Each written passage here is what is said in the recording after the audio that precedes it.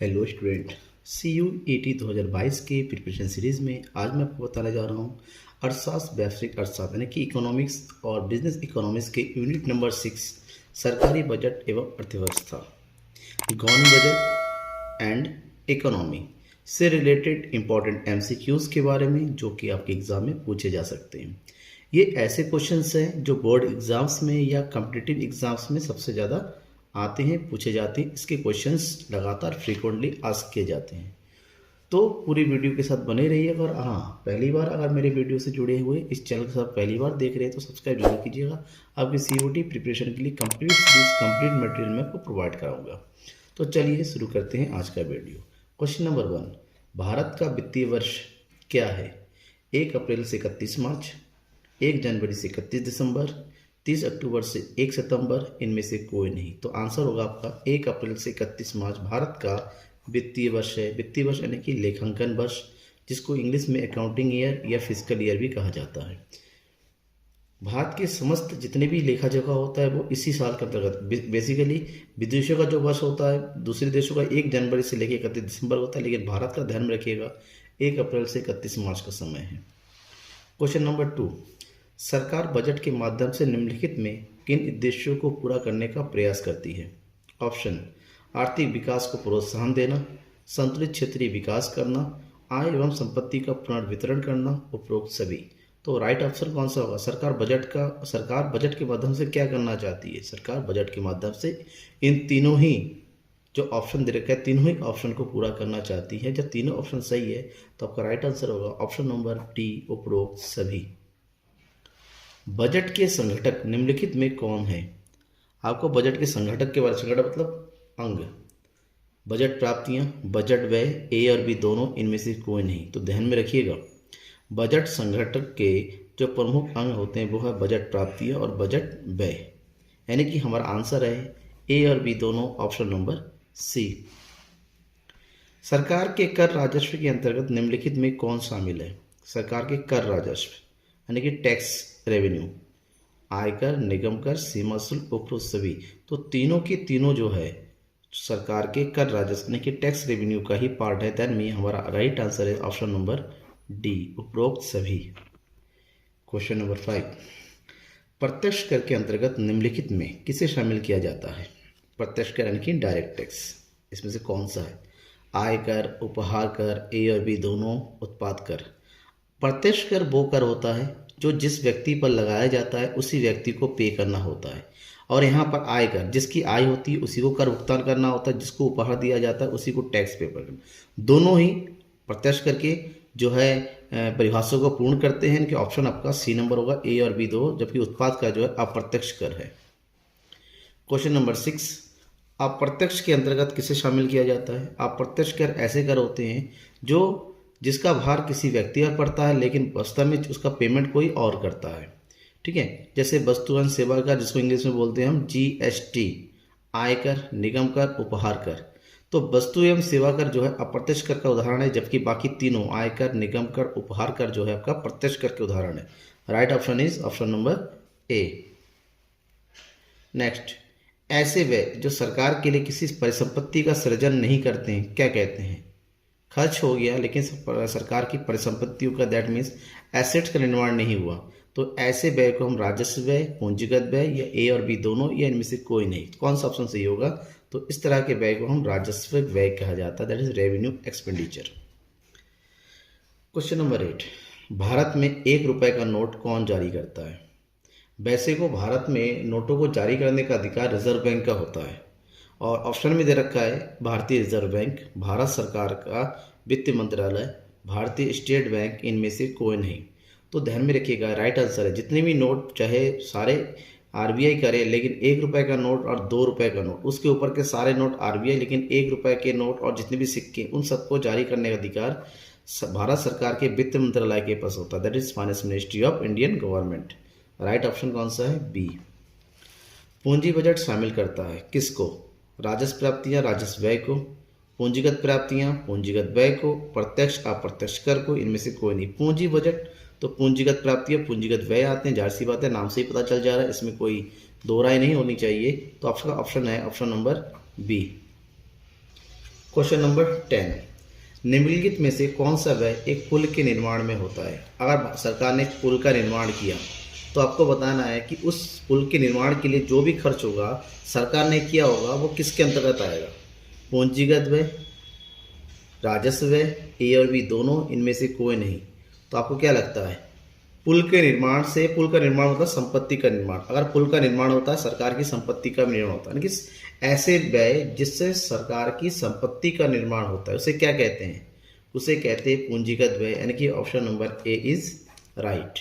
राजस्व व्यय से ना ही संपत्ति का निर्माण होता है, ना दायित्व की कमी होती है, ठीक है ना। क्वेश्चन नंबर 11, विकासशील देशों के लिए कौन सा बजट सबसे उपयुक्त होता है। विकासशील देश जो अभी विकास की राह पर है, जिनको अभी भी जो है पूंजीगत व्यय करने की आवश्यकता होती है, तो कौन सा बजट बनाती है, घाटे का बजट, संतुलित बजट, बचत का बजट, इनमें से सभी। तो ध्यान में रखिएगा, विकासशील देश हमेशा घाटे का बजट बनाती है, यानी कि उनका जितना आय होता है उससे अधिक उनको व्यय करने पड़ते हैं, ताकि अर्थव्यवस्था को अधिक जो है कैपिटलाइज किया जा सके, पूंजीगत वृद्धि किया जाए, ताकि एम्प्लॉयमेंट में वृद्धि हो। जबकि संतुलित बजट और बचत का बजट, संतुलित बजट जो है विकसित देशों के द्वारा बनाया जाता है, और बचत का बजट किसी किसी देश के द्वारा मुश्किल से बनाया जाता है, जहां पर डिप्लेशन अति हो जाता है, ठीक है ना। तो क्वेश्चन नंबर 11 का राइट ऑप्शन होगा घाटे का बजट। बजट की अवधि क्या होती है, बजट कितनी अवधि के लिए बनाया जाता है, वार्षिक, यानी कि 1 वर्ष, 2 वर्ष, 5 वर्ष या 10 वर्ष। बजट हमेशा वार्षिक बनता है, 1 वर्ष का होता है, यानी कि option number A is right. राजकोषीय नीति के अंतर्गत किसे शामिल किया जाता है, राजकोषीय नीति। राजकोषीय नीति को हम जो है इंग्लिश में फिस्कल पॉलिसी भी बोलते हैं, फिस्कल पॉलिसी, ठीक है ना। अब फिस्कल पॉलिसी के अंतर्गत किसे शामिल किया जाता है, सार्वजनिक व्यय को, कर को, सार्वजनिक ऋण को, या इनमें से सभी। तो फिस्कल पॉलिसी जिसके अंतर्गत सरकार के बजट से संबंधित नीतियों को रखा जाता है, और बजट के अंतर्गत जो नीतियां होती हैं वो सार्वजनिक व्यय, सार्वजनिक ऋण, कर, सभी प्रकार की चीज़ें आती हैं, यानी कि आपका राइट आंसर होगा ऑप्शन नंबर डी, इनमें से सभी। निम्नलिखित में से कौन सा सरकार का पूंजीगत व्यय नहीं है। सरकार का पूंजीगत व्यय, कौन सा पूंजीगत व्यय, पूंजीगत माने ऐसे व्यय जिससे सरकार की संपत्तियों का निर्माण होता है या फिर सरकार के दायित्वों में कमी होती है। तो कौन सा नहीं है आपको बताना है, ब्याज का भुगतान, मकान का किराया, मशीनरी व्यय, इनमें से कोई। मकान के किराया, मशीनरी सरकार की संपत्तियों का निर्माण करती है, ब्याज का भुगतान संपत्तियों का निर्माण नहीं होता है, ना ही दायित्वों की कमी होती है, option number A is right. Budget में हो सकता है क्या, आगम घाटा, वित्तीय घाटा, प्रारंभिक घाटा, या इनमें से सभी। तो आपको बताना है कौन सा घाटा बजट के अंतर्गत होता है। अगर हम बजट घाटे की बात करें कि बजट घाटे 3 प्रकार के होते हैं, आगम घाटा जिसको कहते हैं रेवेन्यू डिफिसिट, वित्तीय घाटा जिसको फिस्कल डिफिसिट, प्रारंभिक घाटा जिसको बोलते हैं प्राइमरी डिफिसिट, यानी कि तीनों प्रकार के घाटे बजट में हो सकते हैं। तो राइट ऑप्शन है ऑप्शन नंबर डी। निम्नलिखित में से कौन सा राजकोषीय घाटे का निहितार्थ है, ठीक है ना, यानी कि जो राजकोषीय घाटे के यानी कि फिस्कल डिफिसिट के बारे में सही सही बताता है, कौन सा है। ये भावी पीढ़ी के लिए राष्ट्रीय ऋण होता है, स्फीतिकारी जाल के अंतर्गत फंसाता है, सरकारी विश्वसनीयता का कटाव होता है, या उपरोक्त सभी। राइट ऑप्शन है उसका सही। राजकोषीय घाटे का मतलब ये हुआ कि आने वाली पीढ़ी के लिए हम ऋण का बहुत ज़्यादा रख रहे हैं, क्योंकि घाटे की पूर्ति के लिए ऋण लिया जाता है। हम स्फीतिकारी जाल में फंसते चले जाते हैं, चीज़ें महंगी हो जाती हैं, और साथ ही साथ सरकार की विश्वसनीयता का कम होता है, क्योंकि सरकार ने अगर सही तरीके से सरकार नहीं चलाया तो घाटे में पड़ सकता है। तो तीनों ऑप्शन सही है, यानी कि ऑप्शन नंबर डी। बजट संतुलन तब होता है जब, ऑप्शन क्वेश्चन नंबर 7, बजट संतुलन कब होता है। संतुलित बजट के बारे में आपने पढ़ा होगा, कौन सी स्थिति होती है, जब कुल व्यय बराबर कुल प्राप्तियाँ, कुल व्यय ज़्यादा होता है कुल प्राप्तियों से, कुल व्यय कम होती है कुल प्राप्तियों से, ये इनमें से कोई नहीं। तो राइट ऑप्शन कौन सा होता है, संतुलन का मतलब बराबर, और बराबर की स्थिति कौन सी, ए, यानी कि कुल व्यय कुल प्राप्तियों के बराबर हो, तो ऐसी स्थिति को हम जो है बजट संतुलन की स्थिति कहते हैं, बजट संतुलन कहते हैं। क्वेश्चन नंबर 18, बचत का बजट वह है जिसमें क्या होता है, बताइए। ऑप्शन दे रखा है, ऑप्शन देख के बताएं कि बचत का बजट, बजट में बचत का होना कौन सी स्थिति दर्शाती है। ये आपके पास ऑप्शन दे रखे हैं, जब अनुमानित आय और अनुमानित व्यय बराबर होते हैं। जब आय और व्यय बराबर होती है तो उसे बोलते हैं बजट संतुलन या संतुलित बजट। अनुमानित आय ज़्यादा होता है, अनुमानित व्यय कम होता है, तो आय ज़्यादा व्यय कम, दैट इज बचत का बजट होता है, इसी को बोलते हैं। और तीसरा वाला होता है अनुमानित आय से ज़्यादा अनुमानित व्यय, इसको बोलते हैं घाटे का बजट। यानी कि option number B is right. D तक तो जाने की जरूरत ही नहीं है। वित्तीय घाटा तथा ब्याज भुगतान के अंतर को क्या कहते हैं? वित्तीय घाटा यानी कि राजकोषीय घाटा। राजकोषीय घाटा माइनस ब्याज भुगतान को क्या कहते हैं? राजस्व घाटा कहते हैं, प्राथमिक घाटा कहते हैं, बजट प्राप्तियां कहते हैं, पूंजीगत घाटा कहते हैं। अगर आपने घाटे वाले ऑप्शन को टॉपिक को सही से पढ़ा होगा तो तीसरा नंबर का घाटा होता है प्राइमरी डिफिसिट यानी कि प्राथमिक घाटा। प्राथमिक घाटा जो है वित्तीय घाटा यानी कि जिसको हम जो राजकोषीय घाटा भी कहते हैं, राजकोषीय घाटा और ब्याज भुगतान का अंतर होता है। यानी कि option number B is right. प्राथमिक घाटा प्राइमरी डिफिसिट होता है। यदि प्राथमिक घाटा 3500 और ब्याज का भुगतान 500 है तो राजकोषीय घाटा कितना होगा? आपको पता होना चाहिए जो प्राथमिक घाटा बराबर होता है राजकोषीय घाटा माइनस ब्याज का भुगतान। और यहाँ पर आपके पास प्राथमिक घाटा दे रखा है 3500, राजकोषीय घाटा पता नहीं है और ब्याज का भुगतान दे रखा है 500। राजकोषीय घाटा पूछा है तो ये उधर आ जाएगा, माइनस माइनस प्लस हो जाएगा, तो 3500 प्लस 500 ऑप्शन कितना हो जाएगा? 4000 का है ऑप्शन नंबर बी 4000। राजकोषीय घाटा क्या होता है? यह राजकोषीय घाटे का फार्मूला क्या होता है? ऑप्शन दिया हुआ है कुल व्यय माइनस उधार छोड़कर कुल प्राप्तियां, राजस्व व्यय माइनस राजस्व प्राप्तियां, पूंजीगत व्यय माइनस पूंजीगत प्राप्तियां, राजस्व व्यय प्लस पूंजीगत व्यय माइनस राजस्व प्राप्तियां। तो कौन सा ऑप्शन सही है? तो सही से आपको बताया राइट आंसर जाना है तो राजकोषीय घाटा जो है कुल व्यय और कुल प्राप्तियों जिसमें उधार को शामिल नहीं किया जाता का अंतर होता है। यानी कि option number A is right. कुल व्यय माइनस उधार छोड़कर कुल प्राप्तियां। Next question number 22। निम्न में से किसके द्वारा बजट के घाटे को पूरा किया जा सकता है? अगर बजट में घाटा हो रहा है तो उसकी पूर्ति करनी है तो कैसे कर सकते हैं? ऑप्शन देखिए, भारतीय रिजर्व बैंक से उधार लेकर, जनता से उधार लेकर, दोनों ए और तथा बी, ना ही ए ना ही बी। तो ना ही ए ना ही बी तो होना ही नहीं है क्योंकि घाटे की पूर्ति उधार लेकर किया जाता है। अब उधार है ना, दो तरीका है, या तो आरबीआई से उधार लेकर जाता है या फिर जनता से। तो ध्यान रखेगा अगर घाटे में घाटे का बजट बन रहा है तो सरकार उधार लेती है, वो उधार चाहे रिजर्व बैंक से लिया जाए या जनता से लिया जाए या विदेशों से लिया जाए, ठीक है ना। और यहाँ पर केवल दो ही चीजें दे रखे, option number C is right, दोनों ए और बी। निम्नलिखित में से सरकारी बजट के संबंध में कौन सा कथन सही है? ऑप्शन है बजट सरकार की अनुमानित वार्षिक आय तथा वार्षिक व्यय का विवरण है। यह एक वित्तीय वर्ष में सरकार की वास्तविक आय और व्यय का ब्यौरा है। वास्तविक आय का और व्यय का ब्यौरा, वास्तविक वर्ष जुड़ा हुआ है इसमें। ये पंचवर्षीय योजनाओं के दौरान सरकार की उपलब्धियों की संपूर्ण विवरण है। पंचवर्षीय योजना के बारे में बताया गया है। ये घरेलू अर्थव्यवस्था की भुगतान शेष की स्थिति को दर्शाता है। तो आपका सही आंसर है भाई, ये वास्तविक आय व्यय तो होता नहीं है बजट, ना ही पंचवर्षीय योजना का होता है, ना ही भुगतान शेष को दर्शाता है। क्या होता है? एक वर्ष की सरकार की अनुमानित आय और व्यय का ब्यौरा होती है। यानी कि option number A is right. निम्नलिखित में से कौन सी करेतर प्राप्ति है? करेतर मतलब जो कर के अलावा प्राप्त होती है, नॉन टैक्स रिसिप्ट्स है।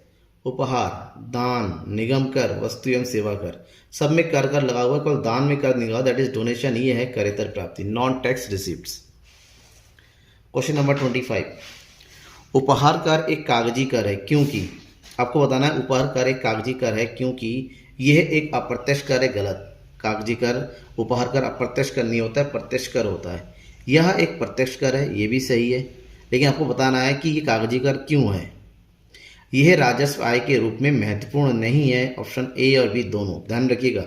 उपहार कर कागजी कर के रूप में इसलिए है क्योंकि राजस्व आय के रूप में इसकी बहुत ज़्यादा महत्व नहीं है। उपहार मिला तो सही है, नहीं मिला तो कोई दिक्कत नहीं, इसलिए option number C is right. Question number 26। भारत सरकार के बजट में निम्नलिखित में से कौन सा राजस्व व्यय का एक भाग है? आपको बताना इसमें कौन सा राजस्व व्यय के अंतर्गत आता है। ब्याज का भुगतान, जुर्माना, सरकार का बिल, वेतन बिल या उपरोक्त सभी। सरकार का वेतन बिल, जैसे सरकार की संपत्तियों का निर्माण नहीं होता है, दायित्वों की कमी नहीं होती। ब्याज का भुगतान भी यही सेम, जुर्माना भी यही होता है। यानी कि option number D is right. प्रगतिशील कर वह कर है जो, आपको बताना है प्रगतिशील कर क्या है। जो व्यक्ति की आय बढ़ने पर घटती दर पर वसूला जाता है, व्यक्ति की आय बढ़ने पर बढ़ती दर से वसूला जाता है, व्यक्ति की आय पर स्थिर प्रतिशत से वसूला जाता है, या इनमें से कोई नहीं। प्रगतिशील प्रोग्रेसिव टैक्स कहते हैं, एक ऐसा टैक्स होता है जिसमें टैक्स का वास्तविक भार जो है अमीरों पर पड़ता है, इसलिए क्योंकि जितनी ज़्यादा इनकम होती है टैक्स भार भी उतना ज़्यादा होता है। तो कौन सा ऑप्शन सही बताता है? ऑप्शन नंबर बी, व्यक्ति की आय बढ़ने पर उन पर जो है कर भी ज़्यादा लगाया जाता है। जिस संपत्ति का कोई कानूनी वारिस या उत्तराधिकारी नहीं होता, उस संपत्ति से सरकार द्वारा अर्जित की गई परिसंपत्ति को क्या कहते हैं? जिसका वारिस भी नहीं होता है, उत्तराधिकारी ना होने की स्थिति में सरकार उसको अधिग्रहित कर लेती है, उसको जब्त कर लेती है, उसको क्या कहते हैं? दान, विशेष अंकन, एस्टीट, दोनों ए और बी और सी। तो ध्यान में रखिएगा, ऐसी चीज़ को हम एस्टीट कहते हैं। एस्टीट यानी कि उसमें कब्जा होता है सरकार का, क्योंकि कोई दावेदार नहीं होता, उत्तराधिकारी नहीं होता है। एक कर जिसका भार दूसरों के ऊपर डाला जा सकता है उसे क्या कहते हैं? अप्रत्यक्ष कर, प्रत्यक्ष कर, संपत्ति कर, इनमें से कोई नहीं। तो ध्यान में रखिएगा, ऐसे कर जिसका भार दूसरे के ऊपर डाला जा सकता है उसको अप्रत्यक्ष कर कहते हैं। Option number A. And last question है आज की इस वीडियो का, वह कर जिसका भार या कराधान उसी व्यक्ति पर पड़ता है जिस पर वह कानूनी तौर पर लगाना चाहता है, जो लगाया जाता है कहलाता है। यानी कि कर का भार और कराधान, जिस पर कर भार पड़ता है उसी को पेमेंट करना होता है, वो उसको किसी और के माध्यम से पेमेंट नहीं कर सकता, ना ही ट्रांसफ़र कर सकता है। ऐसे को हम अप्रत्यक्ष कर, प्रत्यक्ष कर, मूल्य वृद्धि, इनमें से कोई नहीं। ऑप्शन है प्रत्यक्ष कर कहते हैं।